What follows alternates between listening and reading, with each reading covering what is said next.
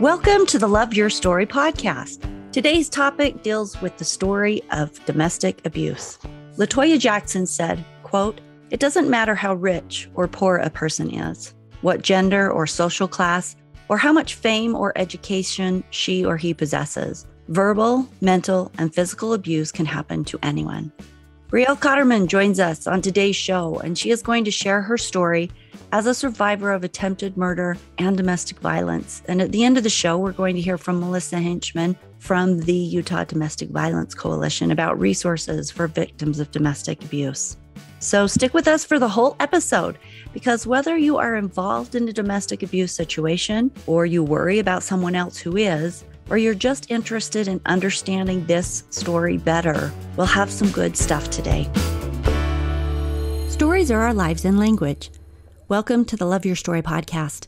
I'm Lori Lee, and I'm excited for our future together of telling stories, evaluating our own stories, and lifting ourselves and others to greater places because of our control over our stories. This podcast is about empowerment and giving you, the listener, ideas to work with in making your stories work for you. Story power serves you best when you know how to use it.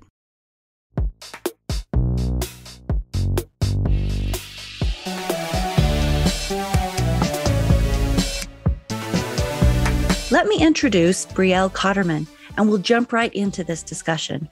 Brielle Cotterman is a TEDx speaker, publicity expert, and celebrity maker. She is a survivor of attempted murder and domestic violence and an advocate for a world where intimate partner abuse is not tolerated and survivors are met with empathy. She's a graduate of Indiana University, a world's grand champion equestrian, and she's been married for just over a year to the love of her life. She owns and operates a horse show breeding farm where she lives with her husband and her 3 children and many, many animals. Brielle, welcome to the Love Your Story podcast. Thank you so much for having me, Lori. It's great to be here. So I left off in that introduction your business life, but I think there's a little more to it than what I said. You have spent the better part of the last decade helping clients scale their incomes or their businesses. Tell me a little about that. So basically, and this all ties together. Basically the work that I do, I've been in the PR space for more than a decade. Prior to that, I was very high level sales and marketing. And when I went out on my own to start my own consultancy in marketing and PR, I decided that I was going to do things a little bit differently, because having been in that marketing and PR space, I kept seeing people come in, they would look equally qualified on paper, and one would kind of skyrocket to success and one would plateau. And you're going to appreciate this. My background is in statistical analysis, my undergraduate degree. So I like to know how things work. And so I just thought I'm going to use this as a case study. And the differentiating characteristic that allowed those people to skyrocket to success was their story.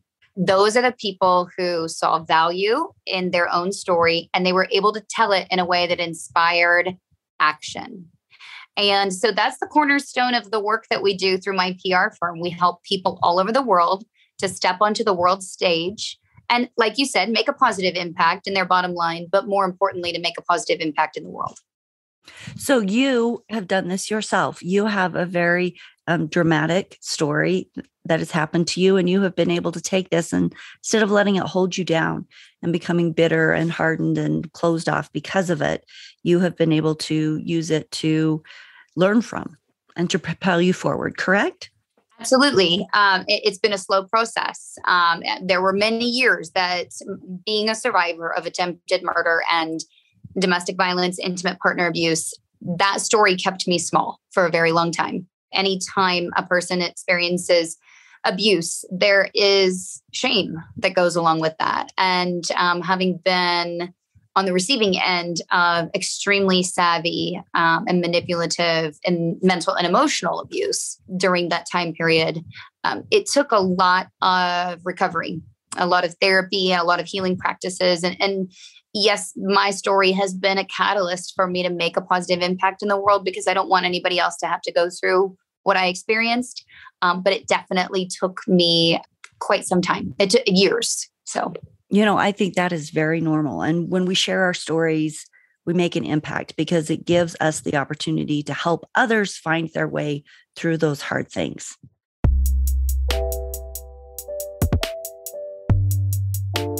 As we get started, let's go back to your story. Can you take us back to that time? Where does your story start with this? Yeah. So here's the thing. Here's the really interesting part. One of the quotes that you shared earlier, it's quite similar to something that I like to say. Domestic violence, intimate partner abuse, it does not discriminate. However, this was not something that I had been exposed to when I was growing up. Being in the haze, so to speak, of mental and emotional abuse, I didn't know what exactly I was experiencing, but I knew something felt wrong. Something felt off. The man that I was previously married to quite some time ago, we were only together, our relationship spanned 3 years total. It was a whirlwind romance. And as anyone would say who's been in that experience, oftentimes when people are mentally and emotionally abusive and manipulative, that's not how they come across when you first meet them. There's often a lot of charm there, especially for those who are the narcissistic or the sociopathic type of personality disorder. And I was met with what for all exterior perspective was a very extremely successful and talented and charming person who changed as things went on. And that attempt for control continued to grow and grow and grow throughout our relationship. We were only married for a total of 9 months. So we were only married at the end of our relationship for 9 months. And at the end of that time, I had filed for divorce. And so that was my mistake, Lori, because I did not understand when a woman, specifically when a woman tries to leave an abusive situation, and now both men and women are equally able to be in that type of a situation. But when a woman tries to leave an abusive marriage or an abusive situation, they take away the control of their abuser. And so they are 70 times more likely to die in the attempt to leave an abusive situation than they are during the entire time that they were a part of it. That's interesting. And yes, because so I work very, very closely. There's a multitude of organizations that I support and promote, and the National Domestic Violence Hotline here in the States, they have a really incredible plethora of statistics and information. And for me, this was not something that I was well aware of. I do not think that our media does a very good job of painting a picture that is accurate of what domestic violence can actually look like and who it can happen to and where it can happen. During that relationship. I think what you pointed out, let me just interject this. I think when you pointed out earlier that it can happen to anybody, and we're talking about how somebody who hasn't been through it before, we share the story so that someone else can see it and know how to get through. I think this really supports the point you're talking about. You had not been through this before. This wasn't something you'd seen growing up. You didn't have any experience with being in an abusive situation. So how could you have known that? You couldn't have without hearing those stories or understanding the patterns or the red flags to note. So that makes sense that you wouldn't have known how. Or known what you were looking for. But can you share, I would like to know more as you share your story, what types of abuse were you seeing in the relationship? And did this not start until after you were married? So the actual progression, which I now know is quite common, is that it can start off in that mental and emotional abuse. And it's not uncommon for that to progress into physical abuse and violence. In that particular relationship, there were small things that to get started, they didn't seem that outlandish, but they just kept building and building. And every single one of those was based on control. What color I was wearing, or, what color my fingernail polish was, or the clothes that I was choosing. And To me, when that all began, it seemed very sweet that there was interest there, very innocent from my perspective, that there was, a desire to be involved in those decisions. And it progressively became less and less sweet and loving and far more controlling and manipulative. In what ways? So there were, the desire for me to look nice. But then if we were to go out to dinner and other men would turn to look at what I was wearing or at me or whatever, then I would, basically get in trouble over that. And so there were not only these attempts at control, there were also very conflicting messaging, a lot of gaslighting going on, a lot of, what I understand now to be very typical traits of someone who is grooming the person that they're abusing. But I didn't know that at the time. So I hear the word gaslighting come up a lot when I speak with women who are in abusive situations. Can you explain to the listeners what that is and share an example of what that looked like in your relationship? I'm going to give you an example that my housekeeper shared with me many years after this entire situation took place.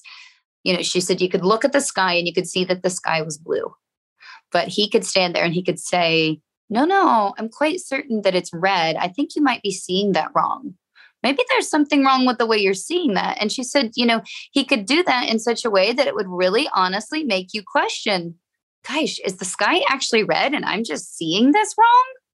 And I think that's a really good example of, gaslighting is often what puts us in that place of continuously questioning, well, I thought I was doing this to, choosing the right color because this was the color that he really likes for my fingernail polish. But, now I'm getting in trouble basically for getting attention. So maybe I didn't do this the right way. And so it's constantly planting those seeds and making you question what is the reality.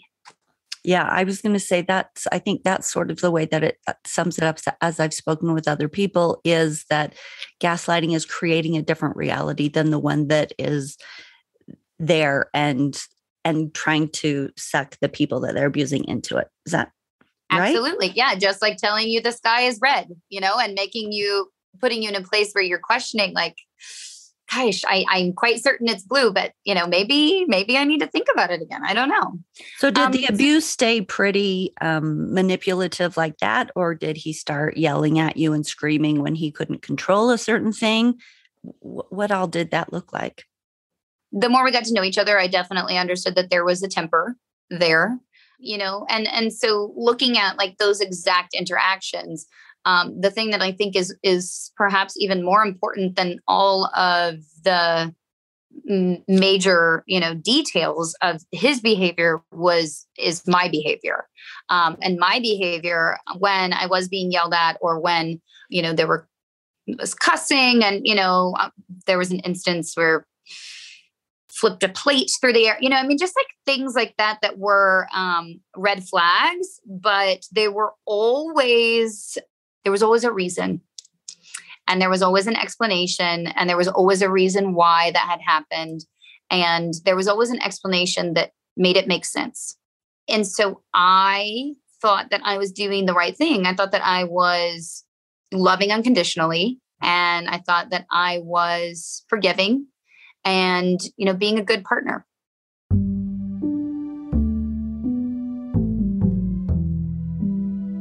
What red flags would you suggest that other women who are, maybe suspect that they're in an unhealthy and abusive relationship, they can sense that they're being manipulated a lot? What red flags would you suggest they look for? There are non-traditional warning signs, and I've written quite a few articles about non-traditional warning signs in intimate partner abuse. And I think those are very, very important. Some of those include belittling you or making fun of you, especially in public, but commonly with the excuse of, oh, I was just teasing, or you need to stop being so sensitive. Things like that, those types of statements. And then also using your children, using your animals, using anything that you love to manipulate, threaten, or control.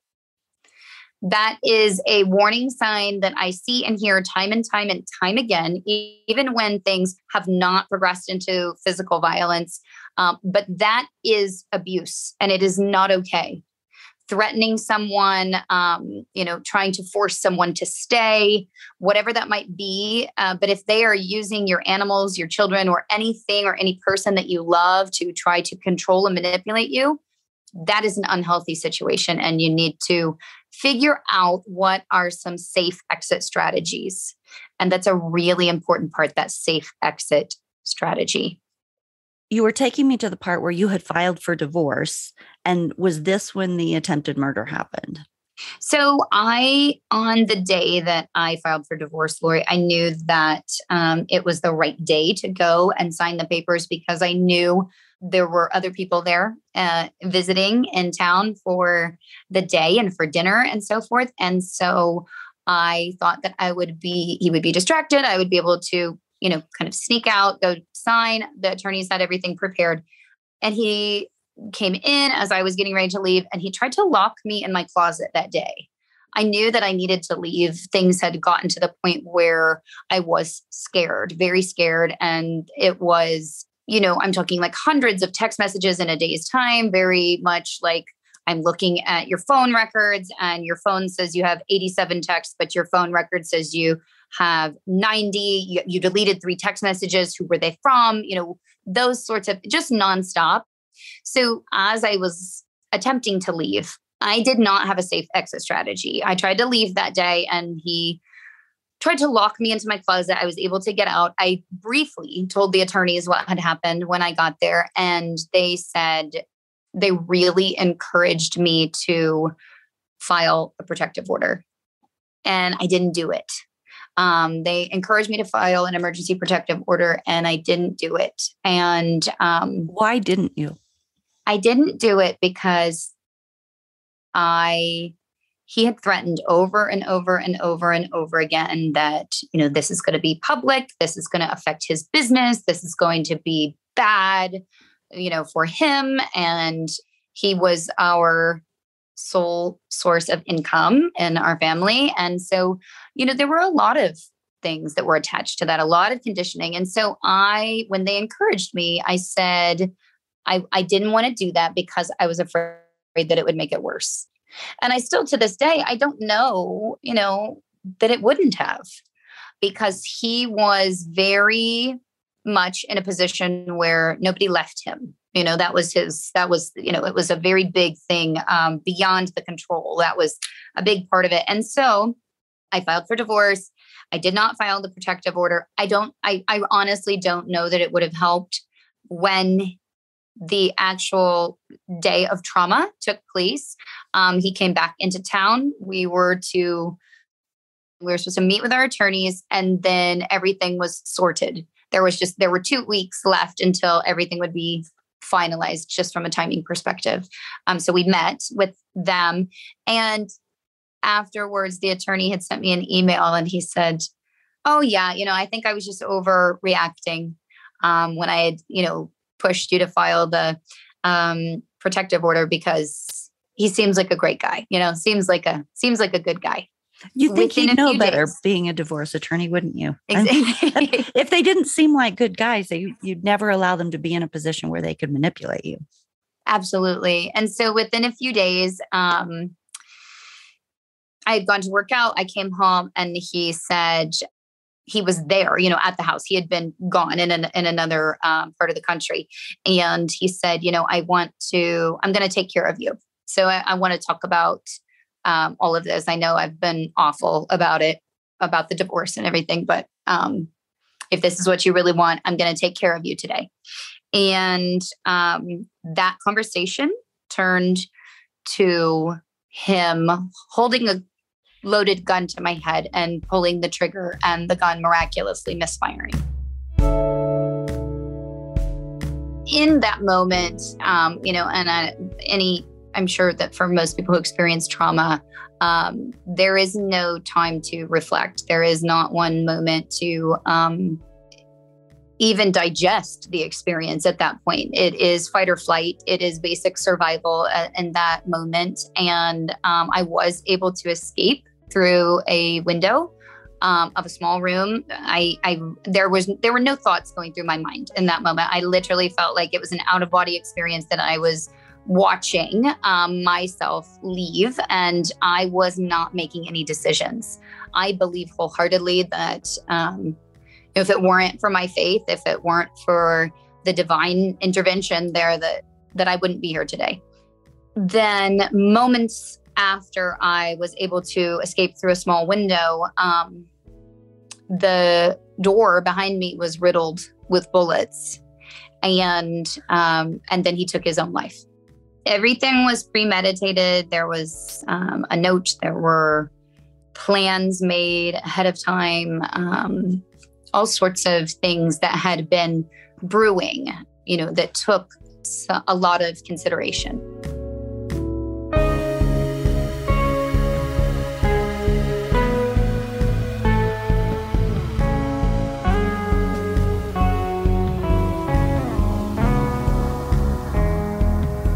How did you feel when he took his life?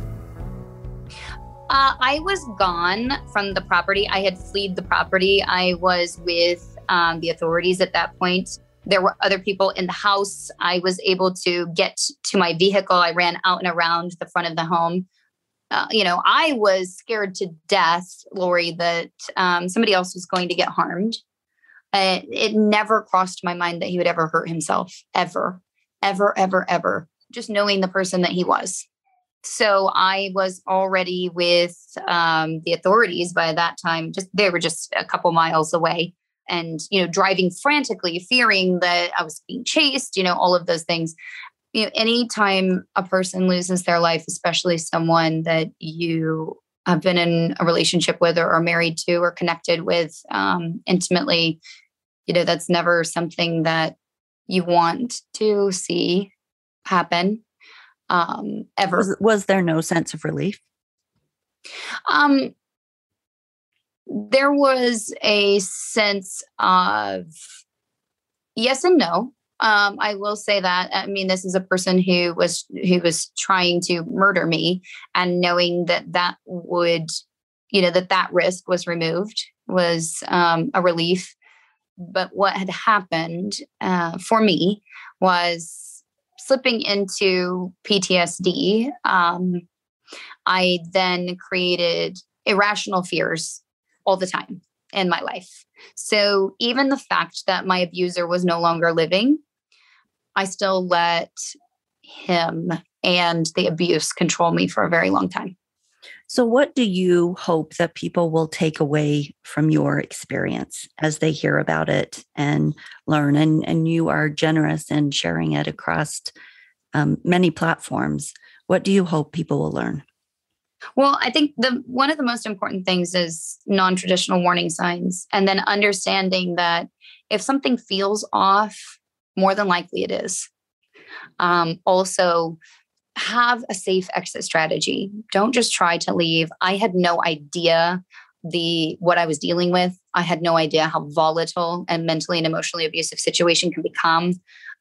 Also, someone just shoving you or pushing you or knocking you down, or it's something minor. It doesn't matter if they make sense of it to you. It doesn't matter if they apologize and whatever.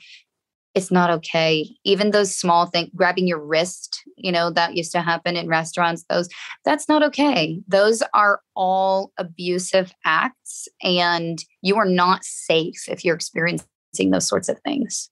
My second husband was very emotionally abusive, and so much so. And it was definitely about control also.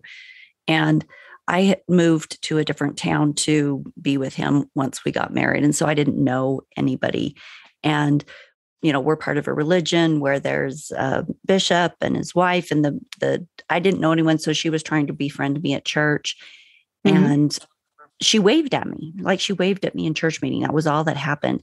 And when I got home, I got yelled at so severely. And he was very crude. He told me I should go F the bishop's wife because she was, just yelled at me for the fact that I had any kind of, I don't know, connection with another human being that he couldn't control, that I might find a friend that, I don't know, that what I liked better than him. I don't know what the story was in his mind, but I can tell you from my personal experiences, there are moments of real terror in that, because it doesn't make sense. It's just crazy ass stuff. Yeah. Yes, it is. It is. And, that's the thing that a lot of people don't understand. Just like I shared the statistic about when people try to leave, especially women, when they try to leave an abusive situation, because I always hear that question being asked, well, why didn't you just leave? Or why didn't you leave sooner? And that, I hate that question more than anything, because, that's basically, when we drink alcohol, we're 7 times more likely to be in a car accident than if we're not drinking, And when we're asking people, why didn't you just leave? They're 70% more likely to lose their life, So that's just in and of itself a horrific question to ask. When you're in that relationship, and when you begin that relationship, you don't begin that relationship with the person who you're with when you exit it. Absolutely. And that's what you have to keep in mind. Well, and I also think when someone asks that question, it's not that they're being insensitive. It's simply an indicator that they have not had that experience. It's just simply one of not understanding, because I feel like one of the greatest gifts that my experience with that abusive marriage gave me was that I have always been a very strong woman. And so that question was one, like, I would think, if your husband's abusing you, why don't you wait till he goes to sleep at night and just hit that sucker over the head with a really big, cast iron frying pan or something, like defend yourself. And if somebody's hitting me, you're not going to get away with that for very long. And that was my big bravado of, I just did not understand how people could put up and tolerate it with abuse. And then after going through that marriage, I loved him, and I kept working with him over and over, and, therapy and whatever we could do, and believing that it would change. And it gave me an experience and an understanding that I just couldn't have had any other way, And absolutely. Well, when you are in a relationship with a person, and a marriage relationship, or, any sort of intimate relationship, and you do care for them and have feelings and love them, of course, you don't want to see that turn bad. Nobody ever goes into a relationship with the intention that this is going to turn bad, or someone's going to be mean to the other person, or, someone's going to end up being abusive, or any of those things. People don't enter relationships that way. But when they turn that way, the important thing is that, 1, you start to recognize the non-traditional warning signs, and 2, you're smart enough to gather a safe exit strategy. You've mentioned safe exit strategy. What does that mean to you? What does a safe exit strategy look like? The National Domestic Violence Hotline, they actually work with people who are trying to leave an abusive situation to help them do so in a way that is going to get them to safety. They don't want them to become one of those statistics, one of that 70% who don't make it there. And, in all of my writing and speaking as an advocate against domestic violence, I have had tens of thousands of women reach out to me via email, through social media. I make myself very available in the domestic violence space. And I have had the opportunity to connect some of those women with the National Domestic Violence Hotline so that they can help them to craft and create a safe exit strategy and actually be able to leave the situation and find their way to safety. Because when, as you understand full well, when you are in a situation where there is mental and emotional abuse involved, or any type of abuse for that matter, it is a very complex situation.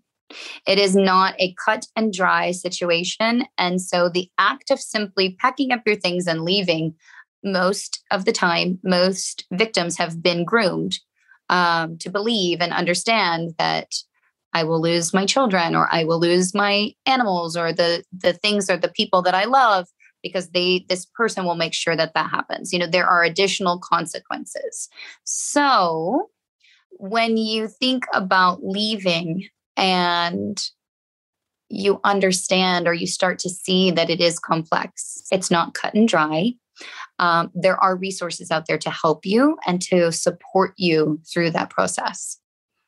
And speaking of resources, we're going to hear from Melissa with the Utah Domestic Violence Coalition, and she's going to talk about resources that are available here in the state of Utah. But if you're listening from another state or another country, there's a good chance that those are available wherever you're at. So, Brielle, how can people get a hold of you if they want to connect with you over these things? Absolutely. So my website and all social media is Brielle Cotterman, and it's Brielle, and it's Cotterman, Cotterman. Also, there's a wonderful resource in the domestic violence hotline, National Domestic Violence hotline. It is online. There is a 1-800 number, and they also have a safe exit on their website. So if you're in the position as I was, where someone who is monitoring your phone use or your iPad use or your computer, you have a safe exit from their website that will not track it in your search history. Oh, that's brilliant. Mm-hmm. That's great. You can also go to the library and use library computers if you need to use someone's something that's not tied to you. Do you have any final thoughts as we close up the show? Yes, I appreciate you having me. I appreciate you giving me the opportunity to share. I think that these are things that we have to start talking about. They're not conversations that are often easy for people to start. And I can tell you this, it wasn't until I shared my story of being a survivor that many women in my world stepped forward and shared with me their journey of overcoming abuse. However, 1 in 3 women experience some sort of abuse during their lifetime. So 1 in 3. And it wasn't until I shared my story that it gave them that feeling of safety or that permission that they needed to share their own. So if you are in a situation like this, if you have been in a situation or you know someone that you fear may be in a situation, please share your story. And first, share your story with someone who can help you. And then share your story with someone that you can help. Bring it full circle, huh? Mm-hmm. Thank you so much for being on the show. We appreciate you. Thank you, Lori. I appreciate you. And thanks for having me. For sure. And I'm going to have her contact information in the show notes on www.loveyourstorypodcast.com under this episode. So you can scroll down into those and connect with her.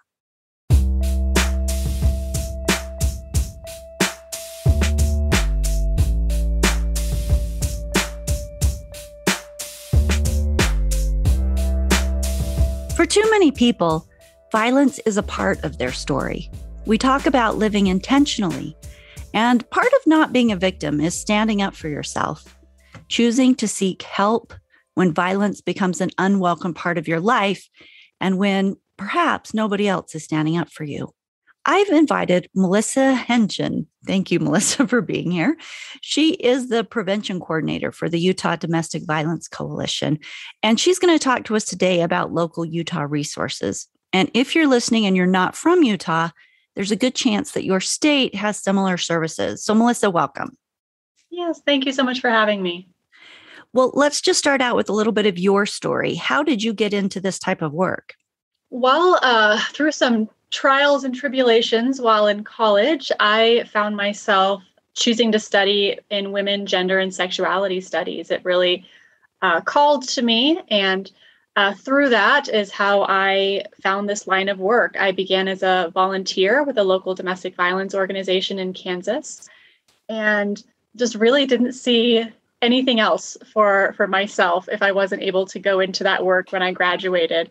And fortunately, they felt the same way and brought me on. And I worked in a rural Kansas community for 6 years, assisting survivors of domestic violence to find safety and stability in their lives, as well as educating the community and advocating for resources and systemic change for the survivors in that community as well. And really, as I mentioned, just found my heart there and wanted to continue working in that field, even as I left Kansas and started my moves west. And I was very fortunate to spend some time working at a organization that served adult survivors of childhood sexual abuse when I was in Colorado, managing their events and outreach programs. And now finally, that brings me to the prevention coordinator role with the Utah Domestic Violence Coalition, being able to assist all of the service providers in the state of Utah with the prevention work and services that they are providing on the ground for survivors of domestic violence. And currently, I guess there are 15 programs throughout the state. Is that correct?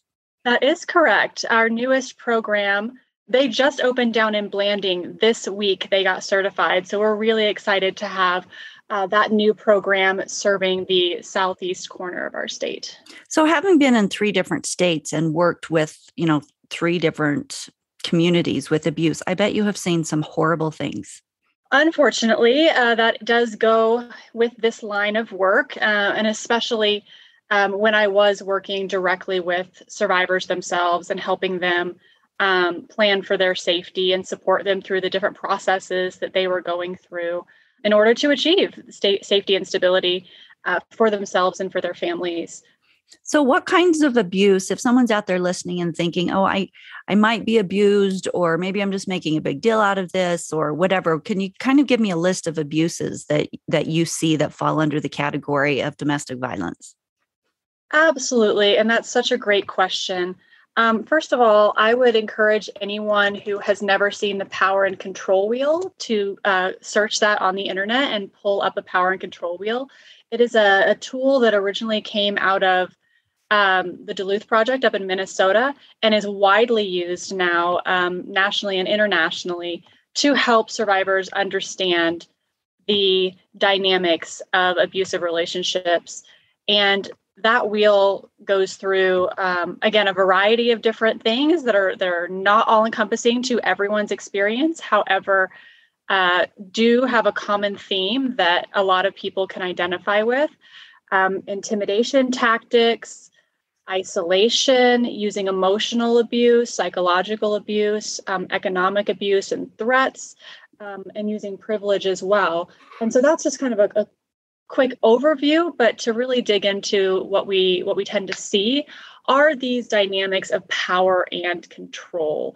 And oftentimes they take the form of emotional and psychological abuse or verbal abuse first and more often. Oftentimes the threat of physical or sexual abuse is enough to sometimes keep someone, quote unquote, in line to have them do what their abusive partner or spouse wants them to do. And so they don't have to resort to physical and sexual violence in a lot of relationships. And again, that is not all inclusive for everyone, but most victim survivors of domestic violence can relate to the put downs, the minimizing or denial of their own feelings or how they felt in a situation, gaslighting, which is making someone doubt their own sanity. Did that actually happen? Am I right about that? Using children to control someone and to get them to do what they want to do by making subtle or inadvertent threats about what might happen with the kids if the survivor doesn't comply with the abuser's behavior. So that type of control, stalking behavior, who can you talk to? How do you spend your time? Sometimes even how do you look, how you present yourself? Abusers can take all kinds of control away from the partners in their lives that they are so desperately trying to mold and shape to their own ways. And so I think that while physical and sexual abuse are what most people think about when we think about domestic violence, and those are very important and traumatic, devastating components, but those are not the everyday experience. And those are not even the more common experience of most survivors. Most of it is going to be that emotional, psychological, verbal, economic, or even spiritual abuse tactics. Okay, so if someone is being threatened, where do they go? And I guess this is a broader question of what programs are available, because if you have been physically abused and that's happened repeatedly and you need to go to a shelter to hide out, that's kind of what I think of when I think of shelter. But let's say that you're listening to this podcast and you know that your partner uses attempts like that, threatening or emotional or, abuse, and you're not certain that you want the relationship to end. You don't necessarily want to throw a big fit, but you might want help or counseling or different insights that you got privately. What kind of programs are available for this whole spectrum?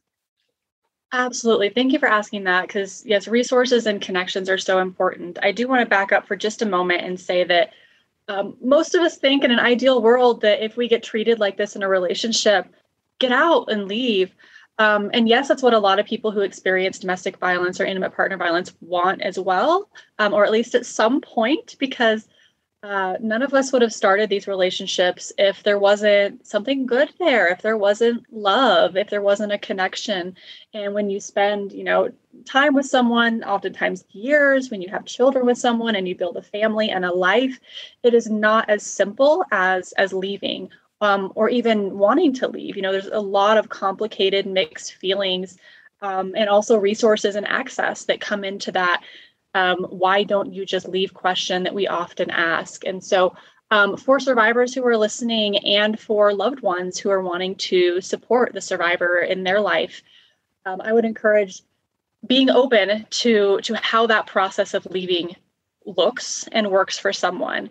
Perhaps someone tries to leave and then, have to go back because of financial considerations or the kids, or maybe you're hoping for change, and those are all very valid reasons to stay and go back.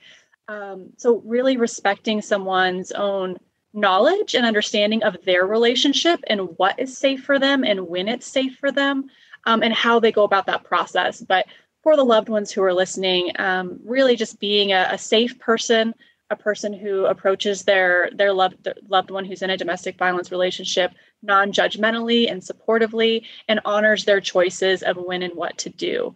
So I want to start with that because that's often a question that we get is, why doesn't she just leave? And it's because it's very complicated. So for those people who are ready to reach out for help, who are looking for perhaps shelter or perhaps counseling or services for their children, or other resources in the community, perhaps to help pay some bills. For Utah, my suggestion would be to call the 24-hour link line at 1-800-897-LINK or 5465. That is a hotline for information and referrals for individuals in Utah who are experiencing domestic violence. You can receive crisis intervention from the advocates who answer the line and immediate safety planning. It's available 24 hours a day with access to up to 150 languages. So that would be my first suggestion for folks who live in Utah. What a great resource. Yes, thank you. We're so glad to be able to offer it because it can connect people with their local programs, but it starts with that immediate safety planning and need before you do that. So it's really a great resource. A similar one for folks outside of Utah, although it's available for Utahns as well, is the hotline. So you can reach the hotline, which is a United States national domestic violence hotline, at 1-800-799-7233. Their website is also thehotline.org, so very easy to find and access. They have deaf and hard of hearing access, and they are also available 24/7 with access to more than 200 languages, and have not only phone services, but chat available. So they're also a really wonderful resource. So these links will be in the show notes on our website, so loveyourstorypodcast.com, and you'll just go underneath this episode and all the show notes are there. And those links and phone numbers will be there for you to follow up with. Melissa, having been here, having watched people, having, been through this with, across the board situations, as we close out, what is your personal suggestion for someone experiencing abuse? What would you put out there and say to them? First of all, I would like to say that what is happening to you, what has happened to you, is not your fault. You have done nothing to bring on any of the violence or abuse that you have experienced from your partner or spouse. That is their choice in the relationship, and it is not yours. And so be kind to yourself, be forgiving, and just know that you deserve a relationship that is better, that is healthier, and where you are treated as an equal and respected. I think a lot of times the tactic that they use is to always blame it on the victim, right? Like, you made me do that. Or if you weren't this way, then I wouldn't have to discipline you or lash out at you or whatever it is. And so I think right up front saying this is not your fault, even if you have come to believe that it is your fault, that there's something wrong with you and you deserve to be treated that way. You're not worthy of better treatment. Even if you've come to the place where you believe that, across the board, it is not true. And the reason that I think we can say this is because everybody, no matter where you are or how you are, or how broken you are, or what you've been through, or what your own personal weaknesses are, you deserve to be treated with respect. You don't deserve to be emotionally or physically or sexually abused. That's just a human right that you are worthy of decent treatment, no matter how broken you feel. Yes, Lori, I've got goosebumps right now. You couldn't have said it any better than that. I completely agree with you. And yes, that is a common tactic of deflecting the responsibility. It's your fault. You did this. I have not done anything wrong. In fact, I'm helping you perhaps by disciplining you or by controlling your life in this way. And so really, when you hear that again and again and again from the person who claims to love you, it's very easy to internalize it. But no, those messages are not accurate. And you deserve a healthy relationship. You deserve respect. You are a person of dignity, and there is help and hope available for you. There are resources out there to help you and to help the person who's being abusive if they're ready and willing to accept that help.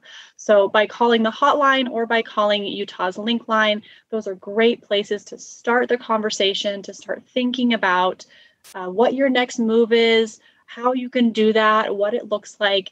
No one's going to pressure you and tell you what to do or how to do it, but you can start to gather information and figure out for yourself what the best move is for you. And you can do that carefully without anyone else knowing that you're looking into what your options are. Yes. And if you're doing it online, you may want to think about things like clearing your browser history. If your partner has access to your phone, you may want to think about those things too. But again, for any kind of planning around your safety and how you go through this process, those resources that are going to be in the show notes that we mentioned earlier are also great places to help you do that. Melissa, thank you for being here and sharing these resources today. We appreciate you. Thank you so much for having me.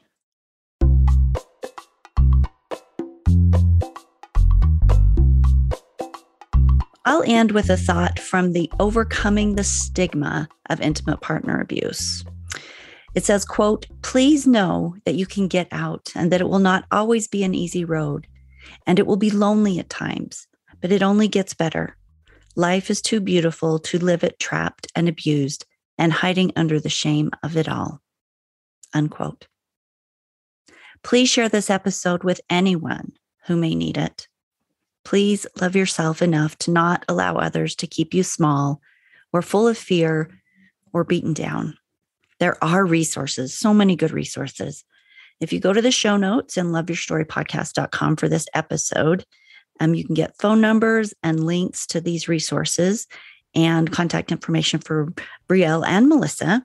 And I want to thank you for being here. Have a great week. Please leave a review on whatever app you're on. You can usually just scroll down and click the 5 stars and type in a review about what you thought about it. We'd sure appreciate that.